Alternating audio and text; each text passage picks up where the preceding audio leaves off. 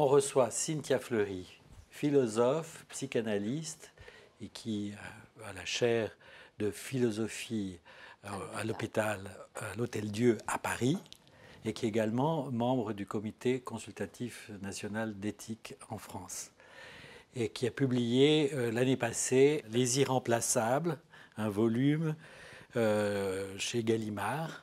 Le principe des énigmes partagées, c'est de se faire enseigner par ceux qu'on invite sur des questions qu'on se pose. Alors je dirais tout de suite que quand le livre est sorti, Les Irremplaçables, ça m'a énormément frappé comme titre. Parce que dans nos travaux avec Pierre Magistretti, on n'a pas cessé autour de la plasticité, de la question de la trace qui s'inscrit dans le réseau neuronal, de parler de l'unicité qu'on a toujours déclinée entre d'une part unique, différent et donc irremplaçable. Alors, bon, les mêmes mots sont parfois des pièges et parfois différents. Donc, pour vous, Cynthia Fleury, qu'est-ce que c'est irremplaçable? Oui, c'est une grande question parce qu'il peut y avoir pas mal de malentendus. Je dirais que le malentendu le plus commun, c'est irremplaçable au sens de mégalomaniaque, l'ego, le fait voilà, que voilà, le côté boursouflure de soi-même. Oui, quoi, indispensable. Hein. Indispensable, magistral, que sais-je, bon, etc. Non, l'enjeu, c'était pas ça, c'était effectivement la question de la singularité, la question de la différenciation, des processus de différenciation, et puis aussi quelque chose de moins existentiel et de plus éthique, au sens où cette part d'irremplaçabilité, c'est l'irremplaçable engagement que je prends à, c'est-à-dire quelque chose de lévinassien d'une certaine manière, comme si l'éthique précède l'existence, c'est-à-dire que voilà, mon sujet, il est 1000. Je donne comme ça le sentiment par mon enveloppe qu'il y a un sujet, mais très souvent il y a 1000 sujets à l'intérieur de moi, voire pas de sujet. Très souvent pas de sujet. Très souvent le on, hein, c'est Jean Kelevitch qui dit le on qui est personne. Bon, le on qui est personne, c'est très très souvent notre viatique habituel. On vit sans vivre et bon, on se met en pilotage automatique. Bon. Là précisément, irremplaçable parce qu'à un moment donné, cette chose qu'il faut faire, dit Jean Kelevitch, c'est à moi de la faire. Choum. Donc, par ce caractère d'engagement total, je deviens agent et à ce moment-là, je suis irremplaçable parce que je ne peux pas déléguer à autrui ce que je fais, hein, ce que j'ai à faire. Donc, cette question de l'engagement, de l'implication de soi, donc ça renvoie à l'irremplaçabilité.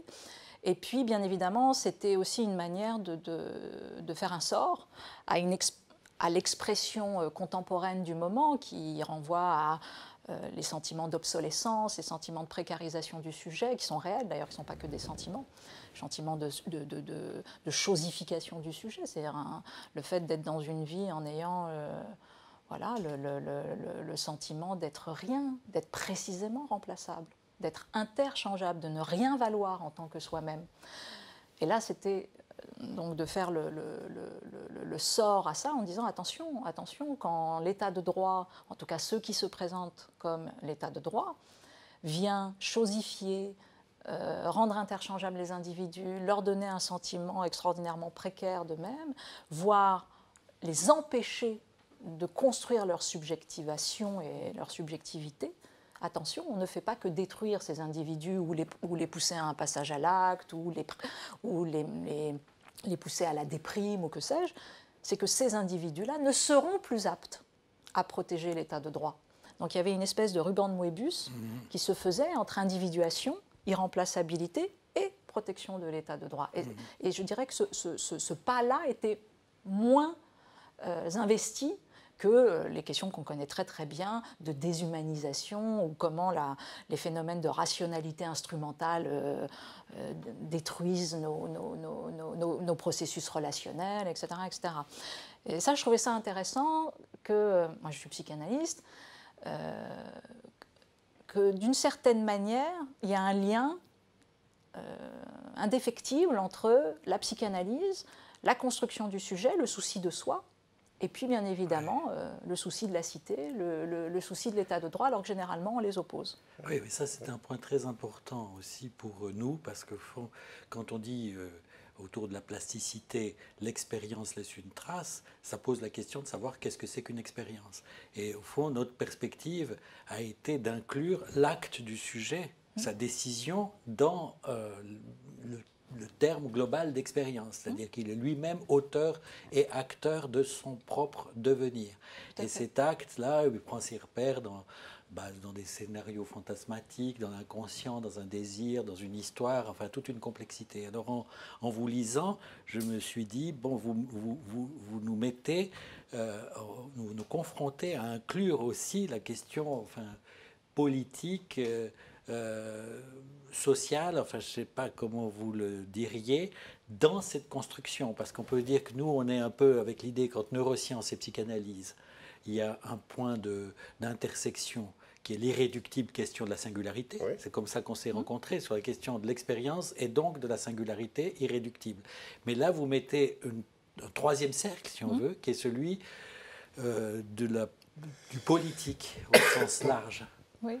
Mais peut-être une remarque sur la question, vous avez justement mentionné qu'à un moment, il faut y aller, il y a l'acte qui passe. Parce que le côté plasticité, trace, l'expérience laisse une trace. Là, on voit comment, entre autres, petit à petit se construit le sujet, mais comme venait de dire François Ansermet, également par son action, il contribue à sa propre construction.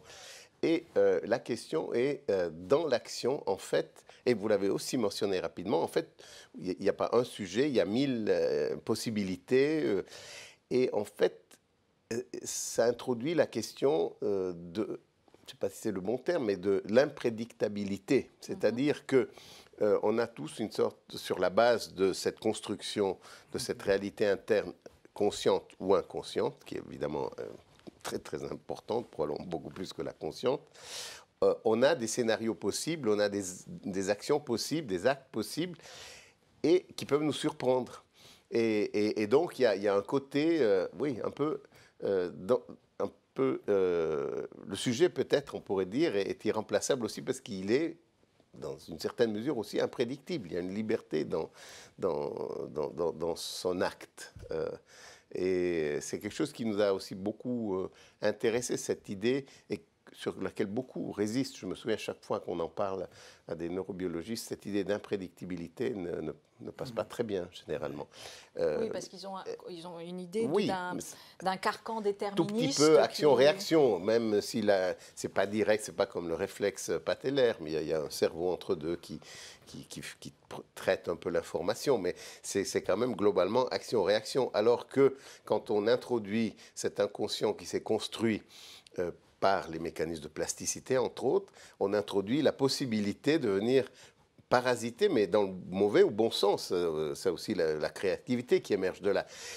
Et donc, le fait que ce n'est pas action-réaction, mais il y a entre deux quelque chose de plus même qu'une simple élaboration. Il y a tout d'un coup des scénarios qui émergent, qui vont faire que le même sujet, d'ailleurs, face à une hypothétique situation identique, aura un acte différent et qui le surprend, mais qui après contribue à le construire, etc. etc. Oui, je pense qu'il y a... J'aurais peut-être pas choisi le terme d'imprédictible, mais en même temps... Je ne suis pas sûr que c'est le bon terme, mais on l'a cherché. Non, mais c'est un peu ce qu'on est. Entrons là. Oui, mais c'est important, parce que c'est quelque chose sur lequel, parce comme on dit a toujours, l'idée d'un sujet, quand on dit qui décide, qui se construit dans son individuation, qu'il est conscient il y a une part de création. Il y a une part de création. Poïèse, comme on aime dire. Voilà, il y a une poïèse. Et je pense que c'est plus juste que prédictible, imprédictible, parce que j'avoue, je ne sais pas. Peut-être qu'un jour, on découvrira que tout est prédictible, j'en sais rien. Mais ce qui est, c'est qu'il y a la sublimation. Et ça, c'est quand même une troisième voie. Ce n'est pas action-réaction, c'est qu'un sujet devient sujet par l'acte de sublimation, par la poïèse. C'est là où se situe son sujet. Pourquoi sublimation? Sublimation, c'est le terme analytique, c'est-à-dire une capacité à un moment donné de construire un espace-temps précisément là où il n'y a rien. Il n'y a pas d'espace-temps, il n'y a rien. Et là, tout d'un coup, on fait surgir du réel. Donc le sujet fait surgir du réel. C'est pour ça que Et pas du réel fantasmatique. Hein, non. Il fait surgir la possibilité que quelque chose d'autre va surgir un jour. Et ça fait partie du sujet. Et c'est le lien indéfectible entre le sujet et le monde. C'est-à-dire qu'à un moment donné, le sujet n'est pas que dans le monde. Le sujet fait surgir du monde. Bien sûr. Hein, bon, donc là, il se joue quand même. Alors c'est sans doute peut-être prédictible depuis toujours ou pas, j'en sais rien, parce que Spinoza ne tranche pas entre nécessité et liberté. Hein, mais ce qui est certain, c'est cette poïèse, c'est-à-dire que le sujet fabrique. Oui, mais au fond, ce que tu avançais, c'est l'idée d'une poïèse depuis une individuation divisée, on pourrait dire, un sujet divisé, qui peut être surpris par son acte. Complètement. C'est-à-dire que, il peut être divisé, deux, il peut être absent, en tout cas avoir un sentiment de n'avoir jamais été. Il faut entendre la parole des patients. Il faut l'entendre dans leurs choses un peu simples, lorsqu'ils vous disent mais qu'est-ce que j'ai fait? Où est-ce que j'étais? Pourtant, ils savent bien où est-ce qu'ils étaient. Ils étaient hier, avant-hier, ils savent très bien. Et pourtant, sur le divan, ils vous disent mais où est-ce que j'étais, quoi? Qui je suis? Ils ont 50 ans et ils vous disent qui je suis. Bon, alors, il ne faut pas être... Bien évidemment, il y a une métaphorisation, il y a quelque chose presque de littéraire, mais la littérature, c'est quand même pas rien. Mais voilà, donc... je n'ai pas de... C'est pour ça que le terme de plasticité, moi, il me va totalement. Le terme de plasticité, il marche très très bien avec le terme d'irremplaçabilité, alors que dans un premier temps, on pourrait même penser que c'est antinomique, parce qu'irremplaçable, on connaît la forme, c'est cette forme-là. Mais pas du tout. C'est une puissance de forme. C'est une potentialité. C'est une antéléchie, dirait Aristote. Donc c'est ça qui est intéressant. Et bien évidemment, cette antéléchie, elle se nourrit en plus, ce qui ne va pas aider, parce que moi je suis assez jungienne dans cette idée-là, elle se nourrit des siècles qui ont précédé, elle se nourrit des constructions de ce qu'elle a envie de faire, et ça simplement autour de son sujet, mais en plus avec tous les autres sujets avec lesquels elle interagit. Donc c'est une espèce de réseau immense. Et ce réseau, pourtant, il y a réseau et pourtant il y a irremplaçabilité. C'est ça qui est intéressant. Mais j'aimerais juste revenir encore une fois pour trouver le bon terme, parce que peut-être qu'il ne faut pas non plus qu'on se bloque trop là-dessus, parce que, comme vous l'avez dit, irremplaçable, ça peut vouloir justement dire, dans une certaine... ça pourrait vouloir dire, dans un système comme dans un puzzle, qui serait la société, où il y a une pièce, et c'est celle-là, elle est irremplaçable, parce qu'elle est justement parfaite là où elle doit être. Or, ce n'est pas ça dont on parle. Du tout même. Voilà. C'est surtout pas ça. Et c'est là, moi, où je voulais juste rajouter quelque chose, mais, enfin, voir un autre angle de ce terme d'irremplaçabilité, qui est évidemment celui que vous présentez, mais qui est de se dire, justement, il est irremplaçable justement parce qu'il n'est pas déterminé. Exactement. Et donc, il est riche. Et il a un potentiel. Et en plus, le sujet lui-même n'en est peut-être pas nécessairement conscient.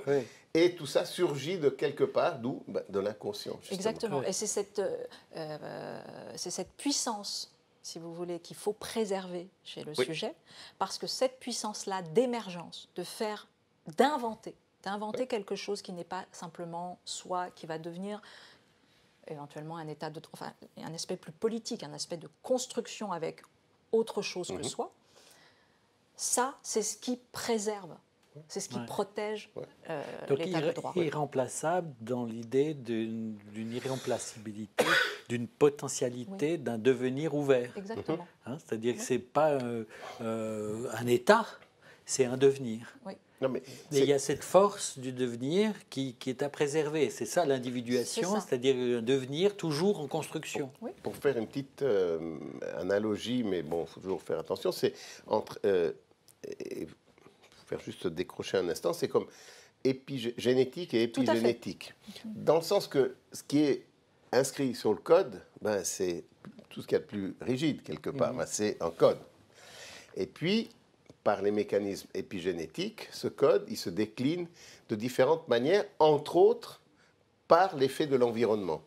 Parce que vraiment, l'interaction gène-environnement, elle passe par l'épigénétique.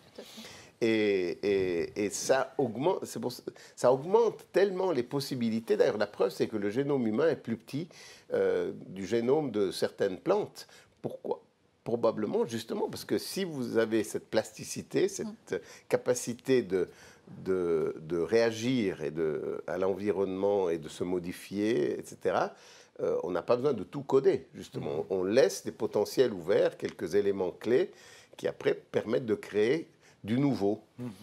Donc, voilà, c'est juste oui, une mais métaphore.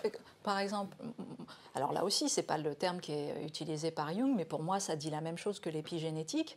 Quand Jung a pris ce terme d'individuation, c'est vraiment un terme jungien pour le coup, il dit « nous sommes d'un âge immense ». C'est l'épigénétique aussi, ça. C'est-à-dire que, de fait, Parce que nous sommes d'un âge immense, bien sûr, avec tout ce qui arrive derrière soi, mais aussi devant. C'est-à-dire que, de fait, vient nous construire sans cesse les interactions, sans cesse les interactions avec les autres sujets, avec l'environnement, avec la nature, avec le vivant.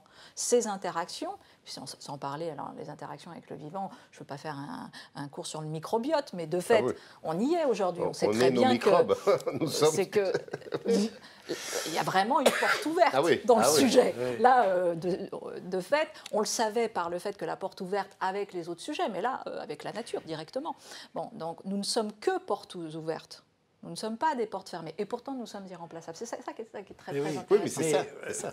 C'est-à-dire que moi, je reviens sur la question de l'imprédictibilité, parce que, au fond, de dire nous sommes un monde immense et qu'il y a pourrait être très proche d'une vision déterministe, c'est-à-dire on serait déterminé par son passé. Bon, là, vous dites on est aussi déterminé par son projet, c'est-à-dire par son avenir. Il y a une mémoire du futur, il y a une mémoire du passé, et tout ça vient dans la responsabilité, pour prendre une autre façon de le dire, la responsabilité de chaque sujet. Enfin, Lacan disait le sujet de sa position est responsable, c'est-à-dire de sa propre réponse à un moment donné. Et cette réponse, elle est d'une part déterminée et d'autre part totalement imprédictible. Et c'est là la question de savoir comment le penser, c'est-à-dire qu'on pourrait dire qu'il y a une détermination diachronique depuis le monde immense, et puis il y a une imprédictibilité synchronique de savoir qu'est-ce que à chaque instant le sujet va en faire. Oui, et alors là où je ne prends pas position tout en prenant position, c'est que je fais un pari pascalien en fait. Je pense que quand on défend à un moment donné la construction d'un état de droit, c'est-à-dire en gros le fait que se construit de manière plus collective un état égalitaire, sous forme ou pas d'état avec un grand E, mais vraiment, quand on fait ce pari-là, je pense qu'on doit faire, comme une idée régulatrice, dirait Kant, le pari de l'imprédictibilité. Mais je ne sais pas s'il y a imprédictibilité ou pas. C'est formidable. Le pari de l'imprédictibilité, c'est-à-dire par exemple comme clinicien, psychanalyste, que ce soit dans ma pratique aussi de psychiatre, au fond d'enfants et d'adolescents, je passe mon temps à ouvrir le champ des possibles, c'est-à-dire de faire le pari de l'imprédictibilité.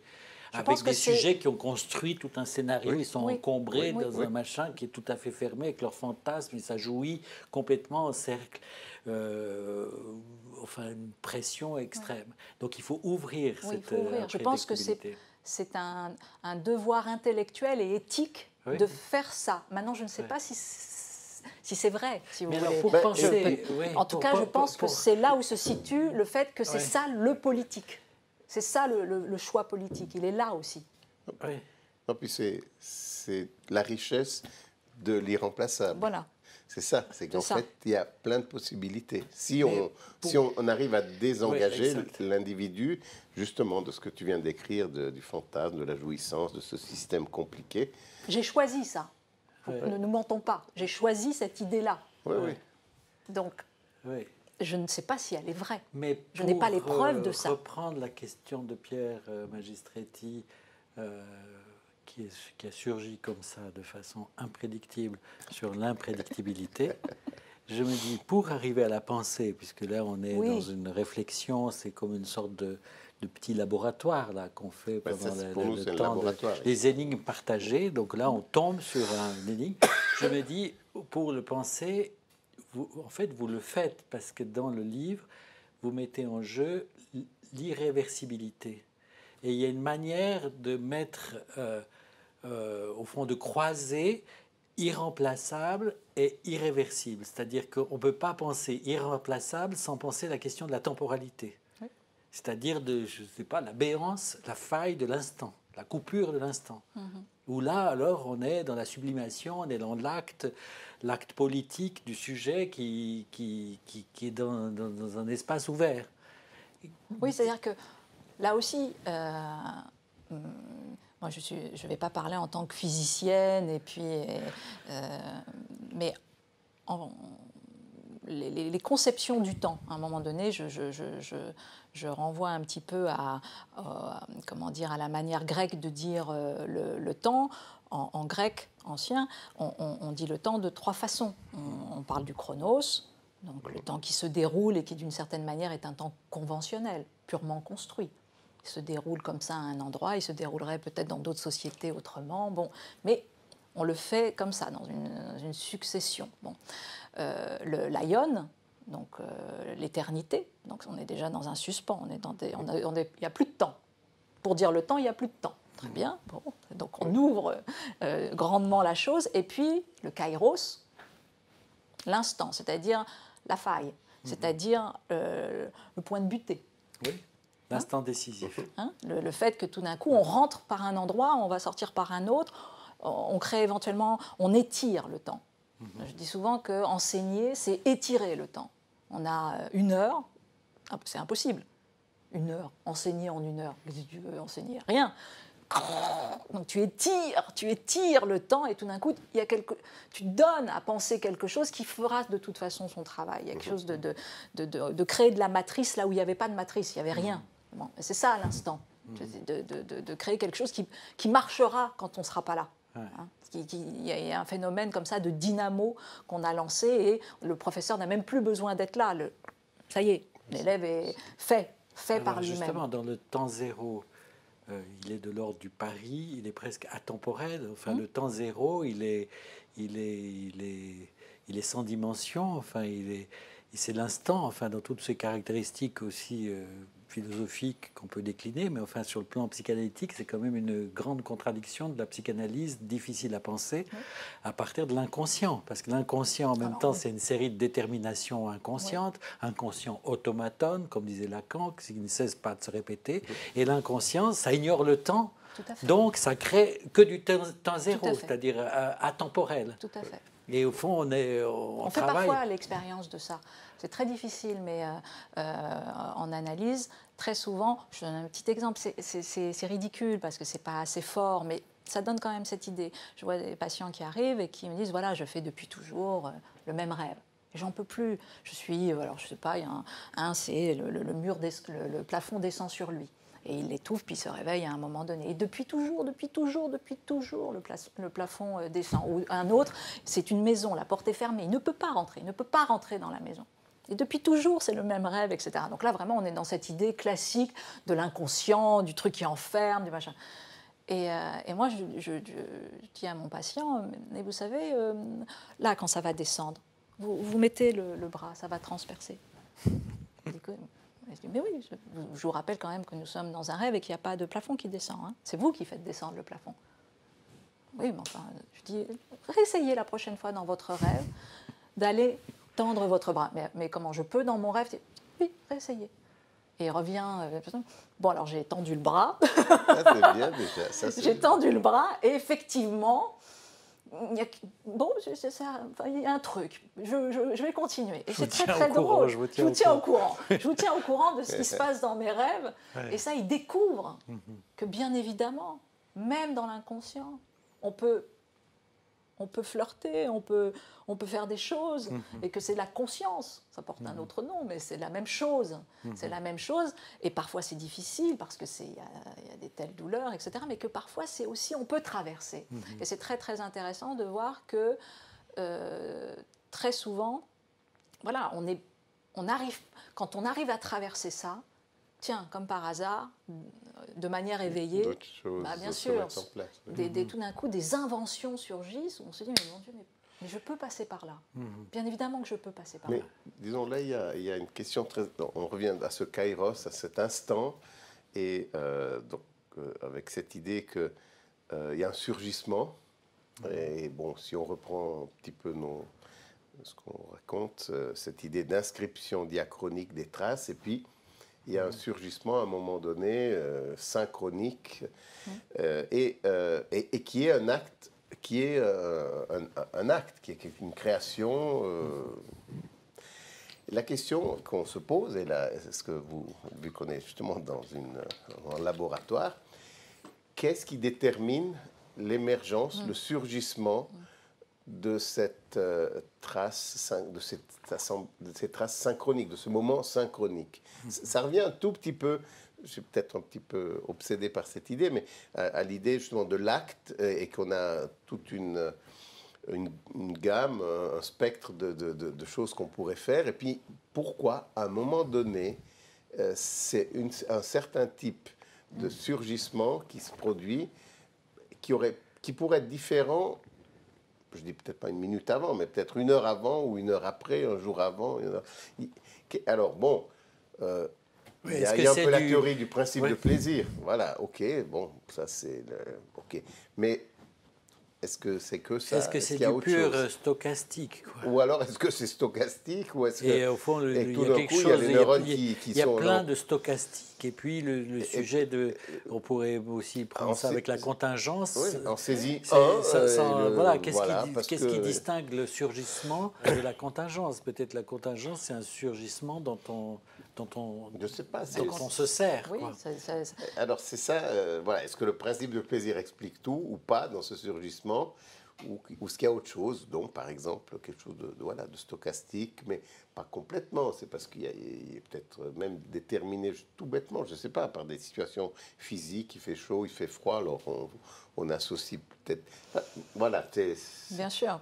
Donc je travaille toujours sur cet imprédictible. Oui, sur l'en-deçà du surgissement. Oui, il y a bien sûr la question du plaisir, la question de la douleur, la question de... Oui, ou de l'absence de déplaisir. Voilà, oui, qui est majeure. Il y a quelque chose de plus compliqué, je pense à un texte de Camus qui dit le climat de l'absurdité.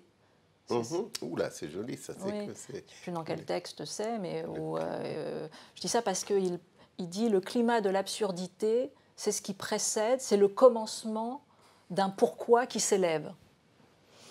Okay. Et là, on est le climat de l'absurdité. Alors, ça peut être une immense douleur, mais c'est plus compliqué que ça, parce qu'en même temps, on a mal nulle part. C'est une douleur immense, mais sans point.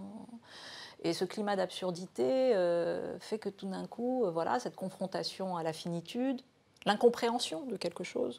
Alors l'incompréhension, on pourrait le réduire si on est très utilitariste, et dire ben non, mais c'est un déplaisir, l'incompréhension, mais peut-être pas. L'incompréhension, c'est peut-être un plaisir aussi, donc c'est pas, c'est pas nécessairement. Oui, on pourrait se dire il y a des, pour reprendre les termes freudiens, des inquiétantes étrangetés, exactement, des inquiétantes familiarités, oui, des légers décalages, oui, un léger bouger, qui fait que au fond le sujet saisit aussi. Voilà. Qu'il doit saisir l'occasion comme un pari, quoi. Se saisir du T0, moi j'appelle ça le T0, qu'on met entre... enfin pour moi le T0 c'est entre deux temps du temps, c'est pas au début, c'est pas à l'origine, c'est tout le temps là à disposition. Tout à fait. Alors la question c'est est-ce qu'on s'en saisit ou pas? Est-ce qu'on s'en saisit ou pas? Et cette question-là, je pense que ça renvoie aussi à de quel soin on a été l'objet. C'est-à-dire que... alors, je ne veux pas nécessairement dire quel enfant on a été, mais à un moment donné, fait l'hypothèse que ce surgissement, d'une certaine manière, cette attention, parce que ça reste une attention, et pas qu'une réaction. Et la réaction et l'attention, ce n'est pas la même chose. Justement, pas une réaction. Voilà. C'est une anticipation. Il y a un décalage, il y a une mémoire et il y a une anticipation. Et là, le sujet se positionne à la fois subjectivement, en s'individuant, et en même temps politiquement, parce qu'au fond, dans l'acte qu'il fait, il change la société. Quoi. Exactement. Il a un impact. Oui. Il a un impact. Enfin, il la change, c'est optimiste. C'est un peu mégalomane. Mais il la change, on va dire, au en Oui. termes physiques, on va Oui, dire. oui. Voilà. C'est ça. Voilà, Il c'est pas introduit bien. un peu d'énergie. Voilà, et puis, peut-être ça fait vraiment une petite chiquenaude à la surface Mais de l'eau. ce qui me vient là Ouais. tout d'un coup en pensant plaisir, déplaisir, bon, je l'ai mentionné sous l'angle freudien, mais il y a aussi un angle neurobiologique. C'est la théorie des marqueurs somatiques de Damasio et comment l'anticipation du déplaisir Bien sûr. va déterminer l'action. Et c'est vrai que si on pense à ces sujets justement qui ont des lésions frontales, qui n'arrivent donc pas à ressentir les états du corps ou les anticiper, les actes sont souvent parfois même destructeurs, Bien sûr. autodestructeurs, mais enfin en tout cas il y a pas de... Il y a quelque chose de différent que le Oui, sujet qui a un c'est-à-dire cortex frontal normal. Quoi. On a fait l'éloge de l'imprédictible, de la faille qui s'ouvre, qui permet la décision du sujet pour sa propre construction et le devenir de lui-même et de la société.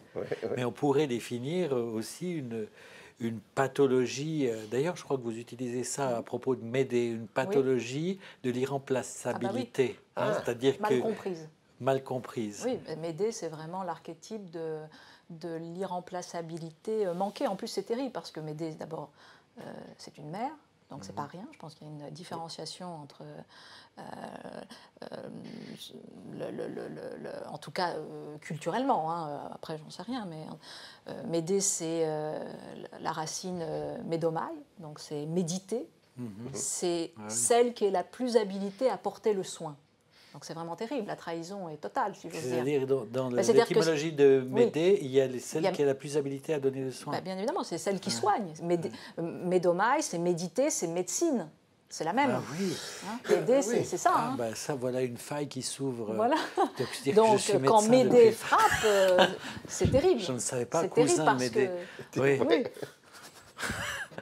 donc, quand, de fait, on attend de Médée précisément le soin archétypal. Et elle en a la capacité, puisqu'elle est médomai, puisqu'elle médite, puisqu'elle est la magicienne, elle est celle qui voit ce que les autres ne voient pas, etc. Donc c'est vraiment un personnage essentiel. Et c'est ce personnage-là qui trahit, en tout cas qui manque la vérité de son individuation et qui se trompe dans ce qui est irremplaçabilité, parce qu'elle, bien évidemment, elle ne veut pas être remplacée, elle est irremplaçable. Mais Donc quand Jason lui substitue une évidemment. autre, Et donc elle détruit tuera, tout, y compris ses enfants. bien évidemment. Et ça, c'est un personnage, quand on est face à ça dans son enfance, il faut être sportif.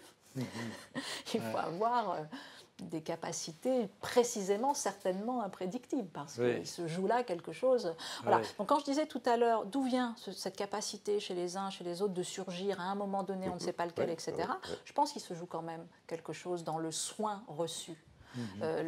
Dans Les Irremplaçables, je reprends l'expression de Schoengold, qui lui-même reprend l'expression de Freud sur meurtre d'âme.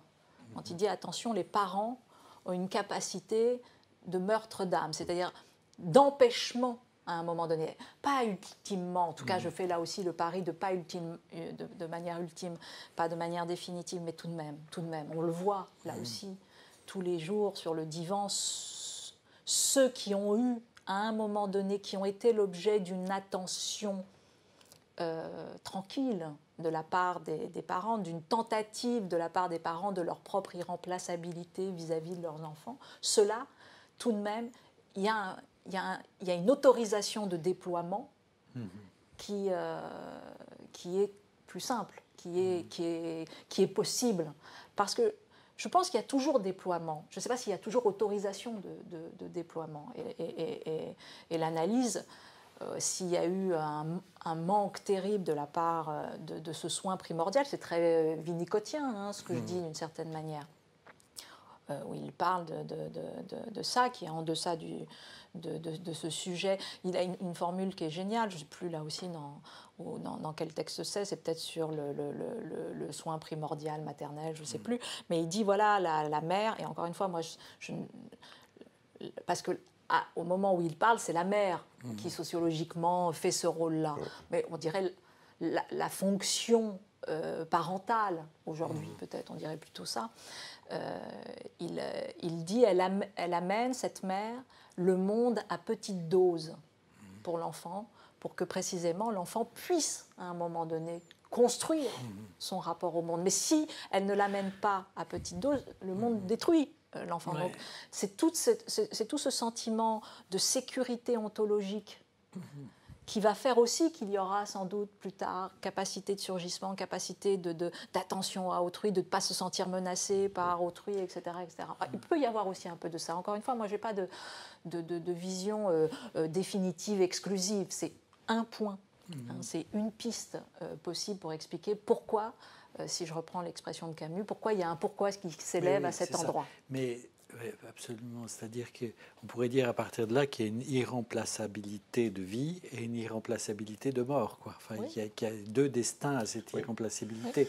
Et que d'ailleurs, par rapport à cette idée du soin primaire, au fond, c'est une question, parce qu'on peut se dire, est-ce qu'on le prend du côté déterminant, c'est-à-dire comme clinicien, à ce moment-là, on devient même prescriptif dans le raisonnement, ou est-ce qu'on prend ça par rapport à la question de la réponse. Enfin, comme moi je le dis souvent, on est soit dans une logique de la cause, soit une logique de la réponse. Et qu'au fond, l'idée de l'irréversibilité, de l'instant, du kairos, de l'irremplaçable, de l'imprédictible, ouvre à la place de la réponse. Hein, qui est toujours possible, comme vous venez de le dire. Enfin, c'est très saturé, mais pas totalement. Exactement. Et je crois que c'est ça aussi. Et d'ailleurs, à un moment donné, Winnicott dit que... il parle de dévotion maternelle. Là aussi, c'est des termes, c'est terrible, parce que ça peut être compris tellement à l'envers.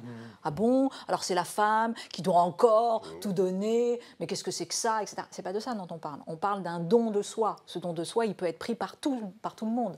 À un moment donné, il a été porté par tel endroit sociologiquement. Mais ce don de soi, c'est-à-dire cette part de soi-même irremplaçable qu'on va donner à autrui, et notamment à un enfant, elle est constituante de l'individuation que cet enfant aussi aura. Mais il y a du reste. C'est-à-dire que s'il n'y a pas, il peut quand même bien évidemment y avoir. Et ça, c'est très, très... En tout cas, il faut... L'acte thérapeutique, dit Winnicott, fera ce que, éventuellement, cette fonction maternelle n'a pas fait ou fait, etc. En tout cas, il doit tenter d'ouvrir là où quelque chose, c'est la forclusion. Voilà. Quelque chose, c'est fermé. D'ouvrir à une réponse possible. Exactement. Mais c'est là la question, parce que ce terme est revenu souvent, quelques fois en tout cas dans la discussion, d'irréversible, irréversibilité. Parce que ce terme aussi, il est très ambigu. Parce que on peut le voir d'une manière extrêmement déterministe et angoissante, c'est-à-dire, et d'ailleurs c'est quelque chose qu'on discute aussi par rapport à la trace, est-ce que la trace en soi est irréversible, comme si le cerveau était une tabula rasa dans laquelle s'inscrit sur la pierre une fois pour toutes une expérience, qui voudrait dire qu'on est là dans la notion tout d'un coup de plasticité ou en termes de traces devient terriblement déterministe. C'est-à-dire, vous avez eu une expérience, ça va vous marquer toute votre vie. Le trauma, oui, je laisserai François élaborer sur le trauma, parce que François a cette vision de trauma comme absence de traces. Mais bon, ça c'est encore autre chose. Mais on peut aussi voir l'irréversibilité dans le sens que c'est en fait chaque étape est une construction. Et donc, évidemment, on est un peu différent au vu de cette construction de ce qu'on était il y a une heure. Donc, il y a quelque part quelque chose d'irréversible, mais cette fois-ci, c'est vu dans la poïèse, dans la création. Et donc, c'est plus un processus de construction qui, évidemment, modifie. Donc, et du moment qu'il modifie, enfin, comme on aime bien dire comme ça, un peu en souriant, on n'utilise jamais deux fois le même cerveau. Parce que voilà, il y a eu la modification. On va faire un hommage à Butor qui vient de partir. Mais donc là, c'est irréversible dans le sens que effectivement, la construction a changé quelque chose, et donc c'est irréversible, mais c'est positif, disons. Mais c'est quelque chose d'extrêmement important pour moi à penser dans différents champs, tant le champ politique que le champ génétique, par rapport à la façon de penser le génome instable, l'imprédictibilité, enfin l'épigénétique, enfin, bien sûr dans le réseau neuronal avec la plasticité, c'est-à-dire cette double articulation où on a un côté qui est tout à fait déterminé, que cette détermination devient un vecteur d'imprédictibilité, ou en tout cas de possible. C'est mieux, peut-être. Il faudrait bien savoir, voilà, là il y a le terme irremplaçable qui est très fortement posé. Enfin, il faudrait voir imprédictible, comment le décliner, quoi. Si c'est imprédictible, irréversible, si c'est ouvert, si c'est discontinu. Nous, on a beaucoup utilisé le terme de discontinu. De cette discussion, c'est que c'est justement tout ce que tu viens de dire, c'est-à-dire c'est l'ouverture, la richesse. Le discontinu, nous, on a beaucoup utilisé l'idée de discontinuité dans le déterminisme, quoi. La détermination d'un défaut de détermination. C'est-à-dire une programmation programmée pour ne pas l'être, quoi. Déterminée pour ne pas l'être. Et qu'en fait, en biologie, il y a plein de processus que dans la discussion permanente avec Pierre Magistretti, c'est toujours présent, plein de mécanismes qui déconnectent de ses propres déterminations, d'une déconnexion de ses propres déterminations. Oui, mais effectivement, tous ces termes, ils sont articulés, ils sont dialectiques. Le terme d'irremplaçable, il est peut-être plus politique d'une certaine manière, c'est-à-dire que plus lisible dans sa vérité d'action politique, c'est-à-dire c'est le côté état de droit. Si j'étais allé plus vers le terme, vers l'intimité ou quelque chose de plus neurobiologique, etc., sans doute j'aurais pris un terme moins teinté par cette idée à un moment donné d'un être agent, éthiquement agent. En tout cas, je pense, hein, c'est pas. Et puis en même temps, les irremplaçables. Oui, c'était quand même, voilà, c'était vraiment, c'était quand même, il y a un combat, quoi, lutter contre une dynamique qui est un simulacre, parce qu'elle est fausse. Elle est entièrement artificieuse, une dynamique sans cesse de donner au sujet son sentiment d'anéantissement et qui produit les effondrements moraux que nous connaissons tout de même aujourd'hui. Il y a une traduction politique, si vous voulez, il y a une traduction politique de l'empêchement d'individuation qui est quand même terrible. Et donc c'est ça qu'il faut... Là, ça rejoint enfin, les impasses de l'individuation, les aliénations destructrices de la singularité. Exactement, c'est le prix à payer politique de cela même dans est le immense. Scientisme psychiatrique à risque contemporain, c'est-à-dire au fond un sujet pris comme universel, quoi. Oui, tout à fait. Et pas comme exception à l'universel. Tout à fait. Exact. Et qu'au fond, là, on définit les conditions du sujet comme exception à l'universel qui le porte. Ce qui est différent de le catégoriser de manière globale. Et là, il y a un enjeu, effectivement, qui est clinique et qui est biologique aussi, enfin, et qui est aussi politique. Et c'est drôle parce que, enfin c'est drôle, très souvent sur les irremplaçables, on me dit « Ah mais c'est intéressant, donc ce chemin que vous faites, c'est assez, en fait c'est assez rare de faire ce chemin-là et ça. » Et en fait moi j'avais pas du tout ce sentiment j'ai le sentiment que c'est la phrase, c'est une interprétation bien sûr, mais la phrase que dit Socrate, en tout cas l'écriture platonicienne de Socrate dans son procès sur la question avant de te soucier des autres, soucie-toi de toi. Pour moi, c'est ce même chemin-là, c'est-à-dire que depuis toujours, d'une certaine manière, même si ce n'est pas explicitement dit, il y a quelque chose de dialectique très très fort entre le soi, l'intime de ça, et bien évidemment la construction politique au sens de société idéale. Qu'est-ce que j'aurais envie de fabriquer? C'est ça, donc cet entretien ouvre à l'articulation entre le point le plus intime et le plus énigmatique de soi avec la question du collectif, à l'intersection entre le sujet et le collectif. C'est ça qu'on a exploré pendant ce moment ensemble. En tout cas, essayé. On a essayé. On a fait une expérience de laboratoire. Merci beaucoup. Merci.